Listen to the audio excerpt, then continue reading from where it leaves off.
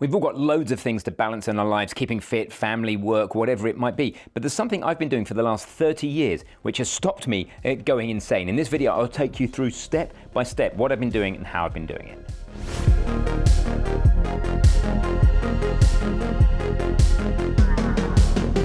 So the thing that I've been doing for more than 30 years on and off is keeping a journal. And recently I brought together two really important things. One is the idea of journaling and reflecting and gratitude and everything else. But secondly, planning, pulling in from all of the different other places that I was doing my planning, whether it was Wunderlist or Microsoft To Do, as they call it these days, or Apple Reminders. All of these digital tools, they have a problem. You'll find out what the problem is a little bit later in this video.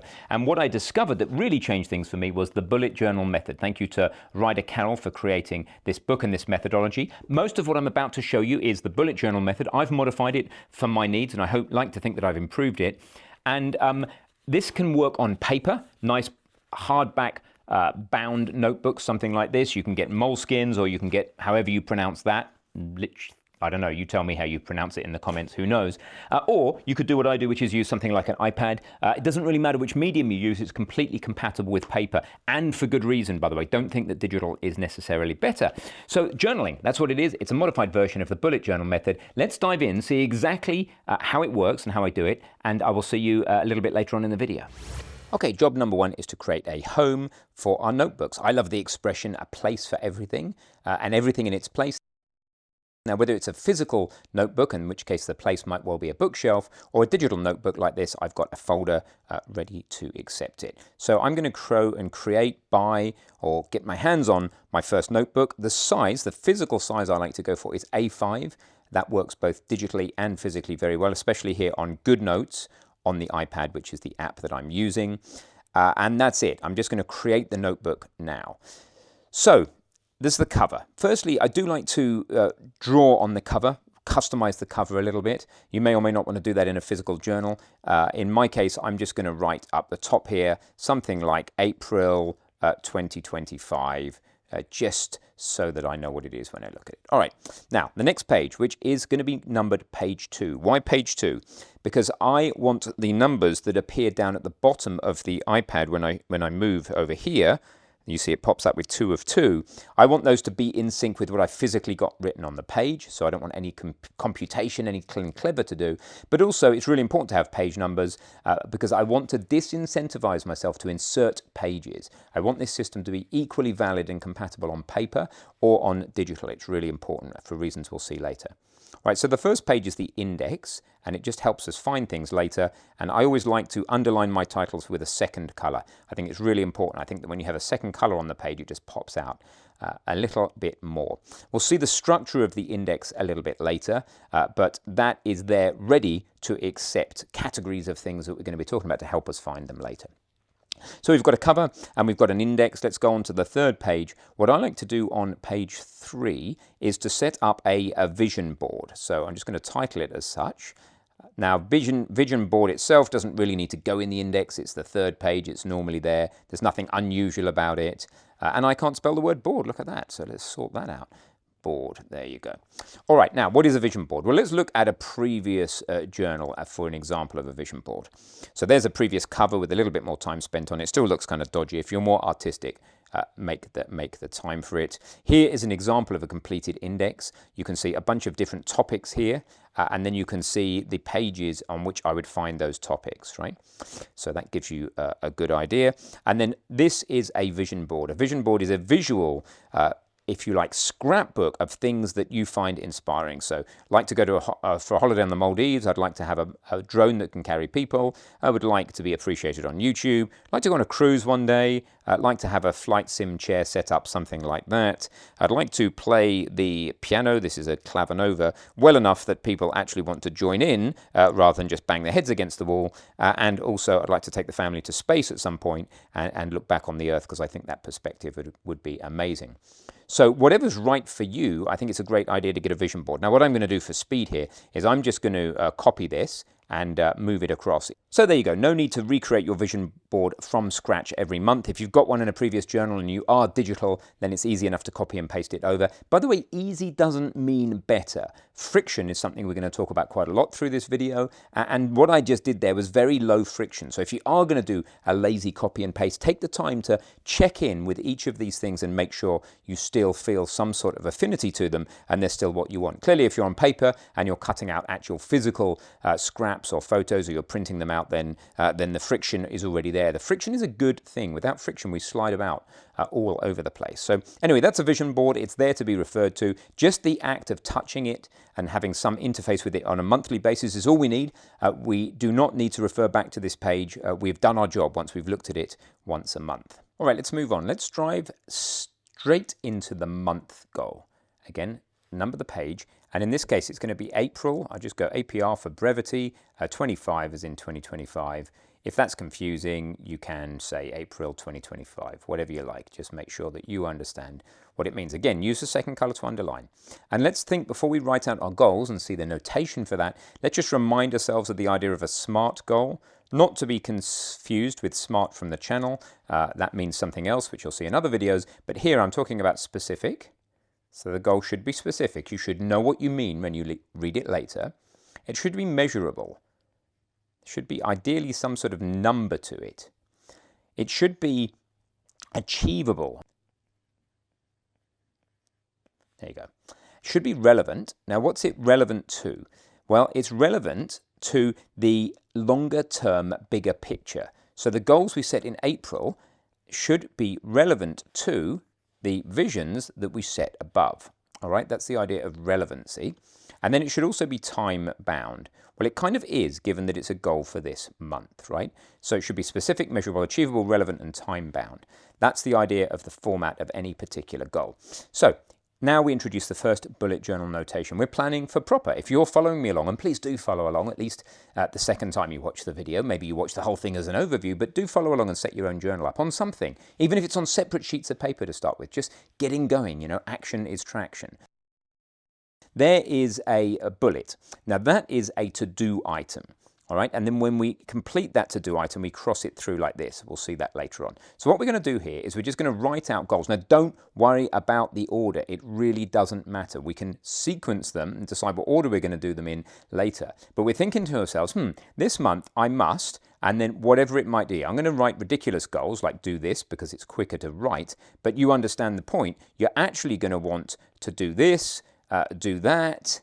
And let me give an example of a properly structured goal. It could be, you know, go to CrossFit. Now, if I want to, think the numbers through. I want to go like 5 times a week, so 20 times, okay? And then what I might do, because this is paper-based, or at least digital pen-based, I might get myself like another color here, and I might pre-fill a little Roman tally like this. And then there's 5, 10, 15, 20. You can do whatever you like, right? And then what I'd come along and do is every time I go, I might cross it through 1, 2, 3, 4, and then 5. If you want to do that, cool. But the point is that the goal like that, go to CrossFit 20 times. Is it specific, measurable, achievable, relevant, and time-bound? It's time-bound automatically because we are in April. Is it relevant to my longer-term vision? Well, I just want to be fit. So whether it is or not, I'm going to need to be fit to be in orbit for a start. And I want to look buff if I go somewhere like that. So yep, it's relevant. So I can tick that one off. Achievable. Is it achievable? Yes, I can go 5 times a week. I have been doing that for a long time. Is it measurable? Yeah, well, the measurable bit is here, the 20. So yep, good tick. And is it specific? Well, going to CrossFit is specific. I know where I'm going. There's very much, I go there, I do the class, so it's specific as well. So that is a SMART goal, all right? Many of the goals I write as examples in this tutorial won't necessarily be SMART goals. They might just be placeholders like do this or do that. But hopefully you get the idea that in general, you'll be writing SMART goals more like this.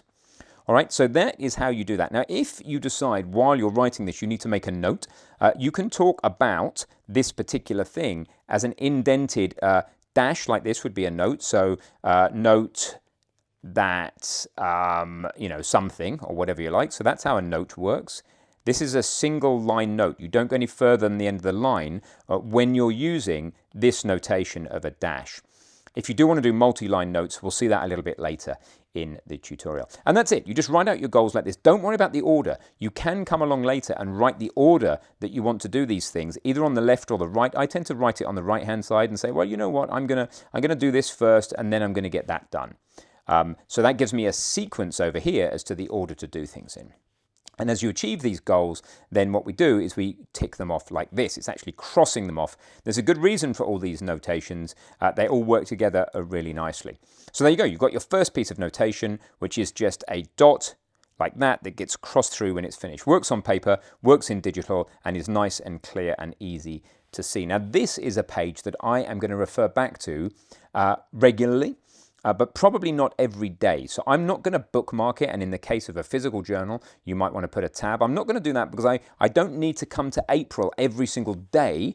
I only need to go to my week plan every day. So I'm just going to leave this and move on. That's an example of just laying out your month. So one quick thing that needs sorting out for me here, if you're on a physical notebook, you might want to label the spine at this stage. What's annoying me is that I have untitled notebook written at the top here.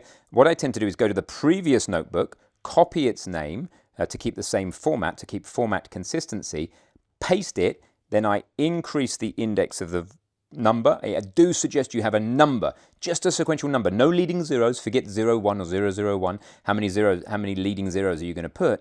And then just go for that month, year, and an index number. We're going to use the index number later. All right, so this journal is now named. I've got my month goal set up. I can come along and add month goals whenever I want during the month. Not a problem. Let's move on to the next thing, page number 5. And it doesn't have to be page number 5 for you. You may well, by the way, at the bigger picture here, you may have in between your vision board and your month goals, you might have quarter goals, you might have year goals. I'm just trying to move this on at a pace for us so that we can get the gist of these things. You can come and add other pages and ideas in next month. Don't try and do it now. That's why I'm saying we number the pages and we stick with what we've got. Just get going. The most important is we get down to the day journaling and the day planning. Right? But there's a little bit of structure before that. So the next level of structure after having a month set of goals that I have is I have both a habit tracker and a highs and lows tracker. All right, so what I'm going to do now is I need a different page template. Now, you can, if you're on paper, just do what I'm about to do by just drawing lines on these grids with a ruler. Right? Or even digitally, you could come along with a ruler and draw lines, which I would suggest it's a lot neater, like this. But I've actually got a page template that works really well for what we're about to do. So I'm going to use that template for speed, but you don't have to be digital and you don't even have to have this template. You just need to make sure that we see the spirit of what I'm trying to do here. So I'm using something called Month Planner B, A5 in GoodNotes. And actually, I think that's not even available in the latest version, but hey, it doesn't matter. The idea is the spirit here. The idea is that we have at least 31 days, which is why the grid system you choose in your notebook must at least have, well, more than 31, 35 to 40 grids from top to bottom of the page, because you need a bit of extra space at the top and bottom. But at least 31 for the longest months, which are 31. And that's it for now. We will, in the next page, be starting to use the columns. But this first thing is called a highs and lows tracker. So highs and lows. And this is something we're going to use every day. So I bookmark that. And you might physically want to bookmark it. Second color to make sure that there's some visual interest on the page. And then what I'm going to do is I'm just going to very quickly tidy this page up a little bit because it's got a load of crap on it I don't need. So if you do start with a template, don't be afraid to modify that template to your needs. I don't need this little moon and all that stuff. And I'm starting here. Now, if you're digital, the trick I'm about to do is useful. If you're on paper, unfortunately, you're just going to have to do this twice anyway.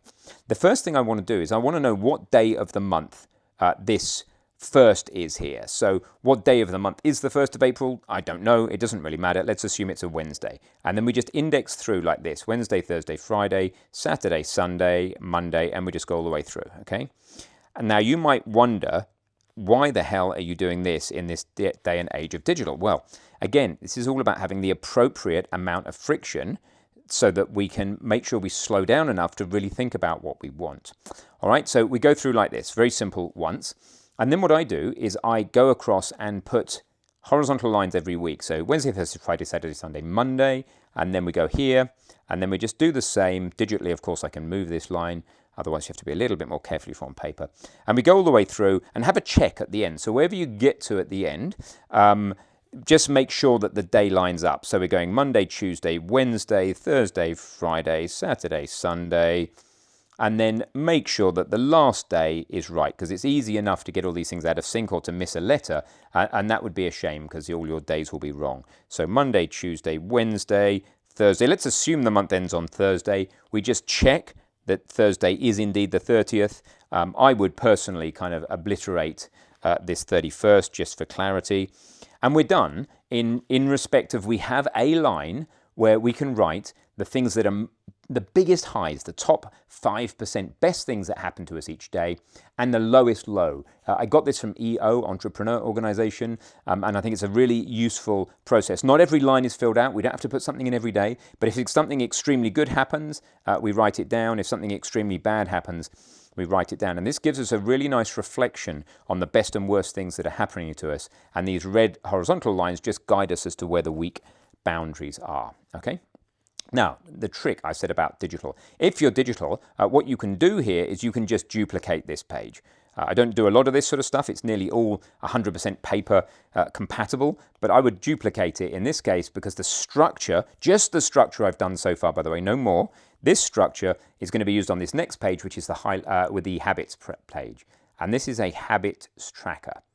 And the idea of this is that we keep track of things that are important for us to monitor what we're doing on a daily basis. Now, you only really want to be tracking a few habits. I actually track loads, but I'm experienced with this and I don't mind tracking loads. There's some important psychological aspects to this. Firstly, let's write out the habits. So I'm just going to write out ancestors, which is my oldest. Let me just write that out first. This is my oldest acronym or mnemonic for things that I want to make sure I do each day. Right? Now, what are these things? Well, for me, it's altruism. Do something for somebody else. Nurture. Comedy. Exercise. Socializing.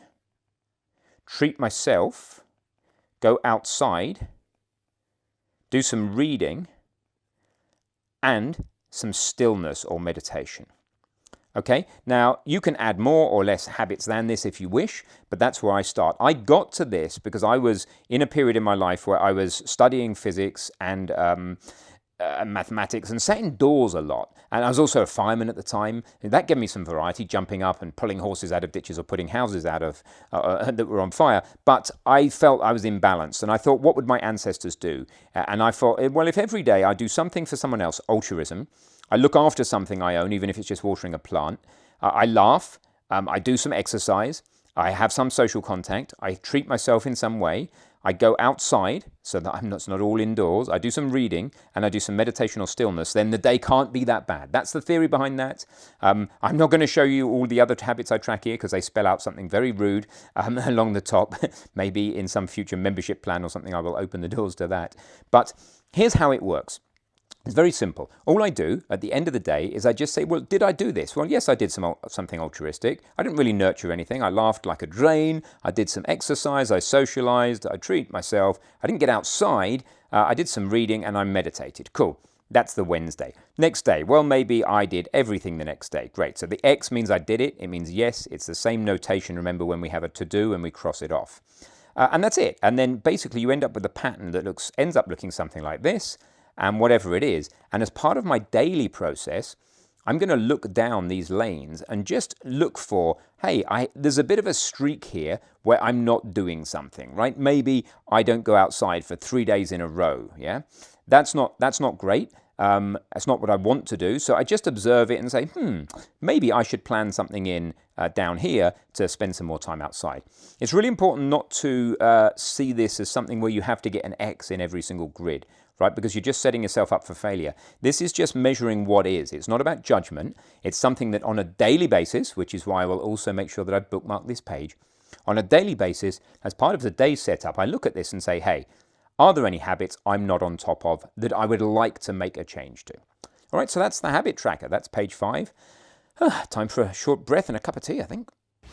So we're around halfway through the video now. Just want to dive in to say, I hope you're enjoying the process. Please do, if you haven't followed along so far, maybe come back and watch the video again and follow along. Please comment about any ideas, suggestions, questions, your experiences with bullet journaling or some other journaling method that's like bullet journaling or even very different. I'd like to point out how important the friction in the process is. I know we're writing by hand and you could type faster, don't worry about it. The idea that we spend more time thinking about what we're doing is really good. It's the appropriate amount of friction. Less friction isn't always better. Think about a road covered in oil, for example, right? Not always better to have less friction. And this system also gives us the opportunity to say no to things, as we're going to see. But anyway, look, let's dive back into the process and we'll catch up again towards the end of the video. Let's zoom out for a minute and see what we've got. So we've got a cover, an index. We still haven't put anything in the index. Not really any point. There's nothing unusual so far. This is the same stuff every month. So there's no point in using the index. Not waste time writing in the index where we don't need to. We have a vision board. We have a idea of the month goals. And then we have this highs and lows tracker, and then we have a habit tracker, all right, which I'm going to erase back because this was just for demo purposes. Perfect. All right, so what would come next? Well, typically I like to then go down to the week, and that's the final high level of granularity planning I would typically do. So going back to our normal template of dotted paper, again, if you're in a physical notebook, remember that you can make these habit trackers and these highlight trackers simply just by ruling lines on the page, right? You just go just day 1, 2, 3, 4, 5, etc. And then you write, or there'd be one square further over than that, and then you just go Wednesday, Thursday, Friday, Saturday, Sunday. Same thing we have here, you're just writing it out on grid. Okay, I was just taking a slight shortcut by using this template. This is completely doable on gridded paper. You don't have to have any special templates. All right, so we're in page 7 here, and what I would like to do with weeks is I like to use the week number. In Google Calendar and in Apple Calendar, in many calendars, you can find the week number. So let's just imagine that this is about like week 14 in the year. Do it how you like. You can say week starting or whatever. I just use the week number like this. Now for the week bit, we're going to use exactly the same protocol as the month. Now, looking at the outline, I have physical bookmarks, or in this case, digital bookmarks, on my highs and lows, my habit tracker, and now my week, because these are the ones that when I look at my bookmarks, I want to be able to access every day very quickly. It kind of sorts the wheat from the chaff, if you like. But I'm going to go back to the month and just tell you that the format of the week goal is going to be, or plan, is going to be very, very much like this month plan, all right? So we're going to go down here, and we're going to do exactly the same thing. SMART goals, specific, measurable, achievable, relevant, and time-bound goals. And they go down here on the list as such. Again, if you want to make notes about something, I tend to say we're doing this. I tend to come in here, indent 1, write some notes. If I want more notes about that, write some notes.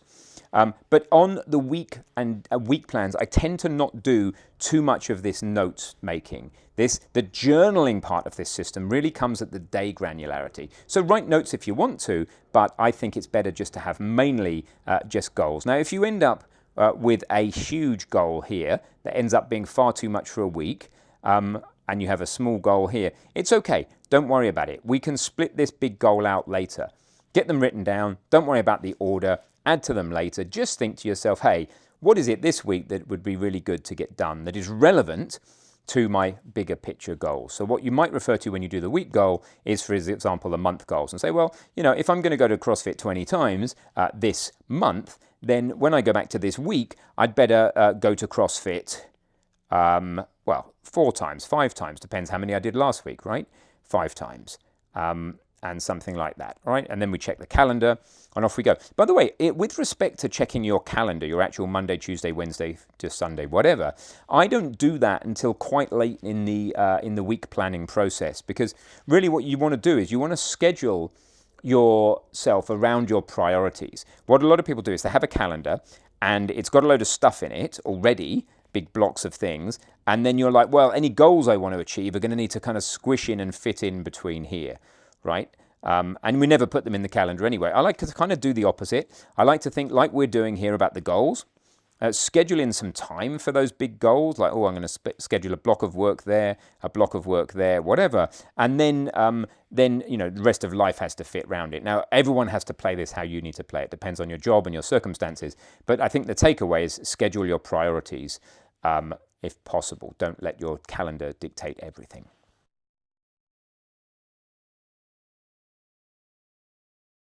Anyway, plan your week based on your higher level goals and, to some extent, what's in the calendar. Do, at this stage, go look at the calendar and say, you know what, I've already got this and that booked, and it's a holiday and it's whatever, and it's firm and it's in there, so therefore maybe this should come over here, you know, prep for holiday or whatever. All right, so there's some thoughts about a week plan, not really much more to say about it than that. That is the end of a very basic setup. All right, finally we're into the meat of the process, which is day planning. Let's make a new page, number 8 in my case. Might be a little more if you've got a few more pages before this, like year plans or whatever else you've decided to put in. I'm keeping things simple. Let's put in the day. I label it like this, for example. Now, I have a little template here. I'll talk through this. It's a skeleton of an idea of different things we might want to consider in our day plan. Okay, I'll talk through those in a moment, but also it's got in my little red underline. Again, very easy to replicate this on paper. Just have that second color. Really makes things nicer. So the first thing I do before worrying about any structure is just write down what I feel like. That often includes what time I got up. I just do that because I like to value sleep, keep track of sleep.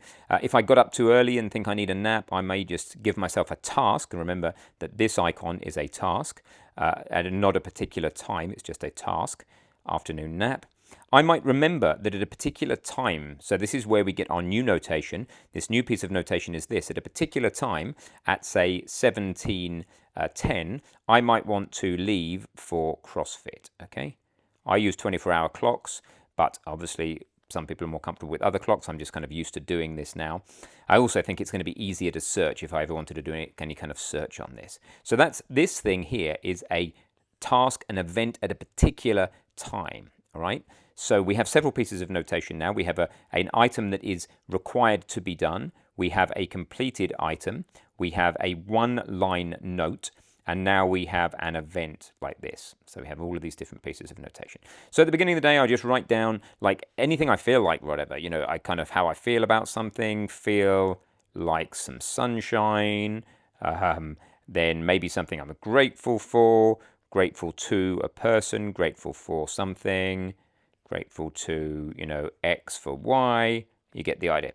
Now, at this point, I've kind of slightly dried up. Or maybe I haven't. Maybe I know there's some big goal in the day. There's some big like, oh, I must, you know, send X email. Fine. Now, I may already, it's very fluid, I may decide to give you one more piece of notation, which is I may decide that this is vital. So this star means it's important, and that's why we've left a single space to the left here, is that there's two things that can go in this space. One is a star, and the other will bring up as and when it's needed. All right? Now, this is where the structure at the top right comes in. I'll talk you through these one at a time. Briefly, as an overview, it's thoughts, feelings, bookmarks, highlights, reminders, notion, calendar, socializing, and anything I'm avoiding. So let's go through those one at a time a little bit slowly. T for thoughts. The idea here is to get down any kind of thoughts, anything that's on my mind. What did I wake up thinking about?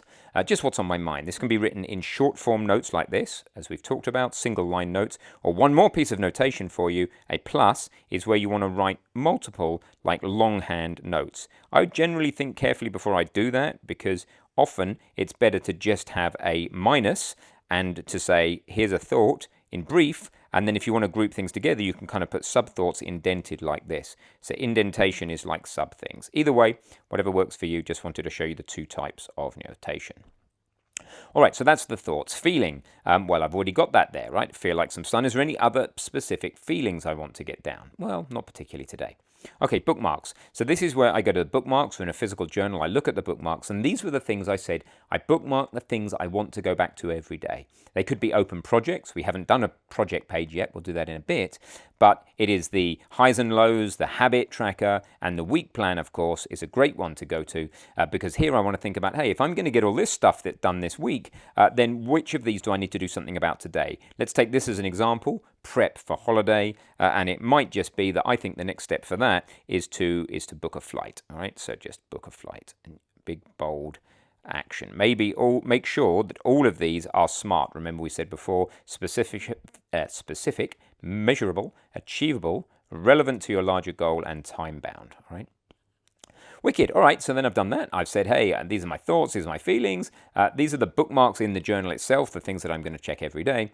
Reminders is for me to go out to Apple reminders. You might use a Google ecosystem, you might use something else with your phone. But the point is, it's a good idea to have some way of capturing ideas on the fly. I tend to just hold the bezel on my watch and say, remind me to X. It appears in Apple Reminders. It's daily that I pull those things from Apple Reminders over here. Now, why am I taking something that's digital and simple and moving it and writing it out by hand? Why would I take an Apple Reminder, which, for example, says to, I don't know, return the new pair of trainers or whatever? Why would I do that? Well, this is about friction.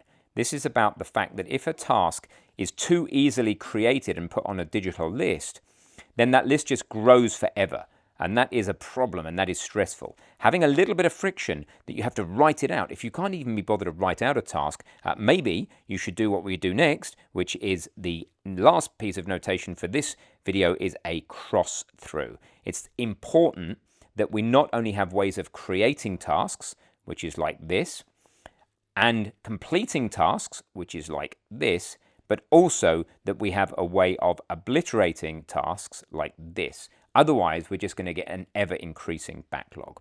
All right, so I showed you that piece of notation and a little bit more theory behind it. That's reminders. That's just an indication for me to go out to whatever system I want. This ugly acronym isn't nice, but it's something that I use. It works for me. I would develop your own depending on the things you want to do each day. N is very specific to me. It's for a system called Notion. It's an online database system. I find it fantastic, and I have it for a couple of companies I run. And even some personal projects, but you may not use it. So that's what that reminder is there. Go and look in Notion, see what that tells me needs doing. C is for my calendar. That's literally go look at my agenda. Note how late in the process. We've done all of this before we look at our calendar, right? We're looking about what is important to us before we go and find out what's important to other people or what we've already absent-mindedly booked. So then I go to the calendar. That often results in, yes, some duplication, maybe putting in another event here. Oh, at 1500 or 1300, I've got lunch. This is when I need to leave. All right, this just helps me understand the flow of my day. A couple more things. S is for social channels. It's not until this stage, very late in this game, we've done all this first before we check our WhatsApp, before we check our messages, before we check our email, etc. Okay, all of that happens after we've taken some control over the day for ourselves. And then finally, the A is, am I avoiding anything? And then that's to look at this list and say, either I need to star something, it's actually really important that I book this flight. Star means important, it means the priorities. Or it might mean, you know what, it's all very well this plan I've got here, but what I'm really avoiding is the thing that's really important, typically the difficult thing, which is, I don't know, to ask X person out, or whatever the hard thing to do is, right? So that's the purpose of the avoiding, because it's very easy to use this kind of planning stuff to just busy your mind and avoid the important stuff that really would move your life forward. And that's kind of it in terms of the simple part of the day plan. I also sometimes come along and say, hey, you know what, I'm going to do this first, and then I'm going to do this, and then I'm going to do this, or whatever. So you can write numbers by it if you want. Don't worry about the order things are written in. It's a piece of paper. It's like a piece of paper. The whole idea is this is a flow of consciousness. This comes out of your mind in the order it comes out. And then we can do things in the order that we do things. So clearly, for example, this event down here happens before this event here. Remember, bigger circles are events. But that doesn't matter. It makes no difference. It's just as easy to come along after lunch, by the way. That's how you complete an event. You fill the circle in like that. And just fill it in. And it doesn't matter what order things appear on the page. It's one of the beauties of the system. It is linear. It's just page after page after page. It is analog. It has enough friction in it. And overall, it's a beautiful system. So that's the day plan. Hope you enjoyed that. And we'll get on with the last couple of bits next. Next is projects and the index. Let's have a look at how that works. So a project, firstly. We get to a point here where we think, you know what? A new thing's come along, or I've got a project on, and it's bigger than I can deal with in a day, and it doesn't really fit into a week either. It's a project. I'm going to use CrossFit as the example, and I'm like, you know what? A lot of the things that I'm considering doing are in this context of CrossFit, and indeed, when I go to CrossFit, I want to know what I'm going to want to be focusing on. If you're not sure what CrossFit is, just Google it. But so, for example, I might say, okay, I've got a goal to do, I don't know, let's say 20 times 60 kilo K, big K, I think, yeah. Thrusters, I hate thrusters. That might be a goal. I might want to, etc. You get the idea. It's just a bunch of goals grouped together, smart goals, into a project, which I've named up here. Now, what I also do is I remember the page number, which is 9, go back to the index at the start here, at the very start, and just say, hey, CrossFit is on page 9, and if CrossFit appears later, if we need another page for it, then that's fine. We just, later on, maybe there's a whole bunch of other day journals in between, and then maybe the next time we get to a CrossFit page is 14. No problem. It's infinitely expandable, this system. I also, by the way, tend to write down when the week plans were, and I'm going to do that just as an example. 7 over here, page 7 is my last week plan. So I do that just so that if I was ever reading back at this, then I can easily find all the week plans. Like so. Remember, this system should work on paper. At the end of this, you should be able to print this out and still access and use it in analog form if you need to. All right, if you've got an open project, I tend to bookmark that. If it's something that needs action or consideration every day, then that's one of the other things that gets checked in the bookmarks. This is the beauty of having some little kind of reminder like this, is that remember when we do the day plan, when we get to the bookmark section here, we now know just by bookmarking this page physically or digitally that we are going to consider what needs doing on this particular project this day. We can have as many projects as we want. When we get to the bottom of the page, we might run out of space. We may have a CrossFit page here, then we may have page 10, and this is another day plan. So I'll actually write the day out, probably be easier. So the Friday, the 18th of April or whatever, and I've come in and I've put my template, and I'm going to write pretty messily now because this is just an example. And if we zoom out in the big picture, we've got CrossFit here on page 9, then we've got page 10, and we might eventually run out of space on CrossFit and get to the bottom of the page here. What do? Well, it's very simple. We just pick the next, is always the same. Pick the next blank page, 11. You could just say CrossFit continued if you wished, like this. I underline it, and you just carry on. I also back reference to the last page. Well, the last CrossFit page was 9, and on 9, I would forward reference to the next CrossFit page, which is 11, like this. So forward references go below for me, and back references go to the left. And then you could go update the index, as I talked about, and say, hey, CrossFit is on both page 9 and 11 now. See how that works? By the way, if CrossFit was to span, if 11 went on to like 17, you could go 11 to 17. And that would say it was on page 9 only, and then spanning the pages 11 to 17 and so forth. So that's how the index works, and that's how projects work. I'm going to delete these that CrossFit page and this, and leave just with a single CrossFit project page like that. All right, that is that.